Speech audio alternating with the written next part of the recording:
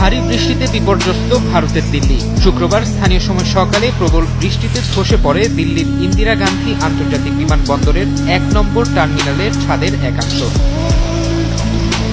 টার্মিনালের ছাদ ও সাপোর্ট বিমগুলো ধসে রাস্তার পাশে দাঁড়িয়ে থাকা কয়েকটি গাড়ির ওপর পড়ায় হতাহতের ঘটনা ঘটেছে। খবর পেয়ে উদ্ধার অভিযান শুরু করে স্থানীয় প্রশাসন। সাময়িকভাবে বন্ধ করে দেওয়া হয় ১ নম্বর টার্মিনালের বিমান চলাচল। নিরাপত্তা ব্যবস্থার অংশ হিসেবে চেক ইন কাউন্টারগুলো বন্ধ করে দেওয়া হয়। এতে বিপাকে পড়েন যাত্রীরা। এই টার্মিনাল দিয়ে অভ্যন্তরীণ ফ্লাইট পরিচালিত হতো বলে জানিয়েছে ভারতীয় গণমাধ্যম।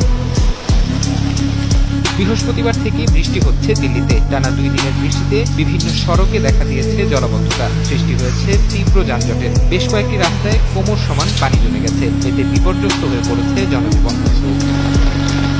কয়েকদিন ধরেই দিল্লির তাপমাত্রা ৪০ ডিগ্রি সেলসিয়াস ছাড়া ছিল। এদিন বৃষ্টির কারণে তাপমাত্রা এক ধাক্কায় ৩৫.৪ ডিগ্রি সেলসিয়াসে নেমে আসে। ভারতের আবহাওয়া বিভাগ জানিয়েছে, বৃহস্পতিবার থেকে শুক্রবার সকাল পর্যন্ত ১৫৪ মিলিমিটার বৃষ্টিপাত রেকর্ড করা হয়েছে। ফারহাদ চৌধুরী, সময় সংবাদ।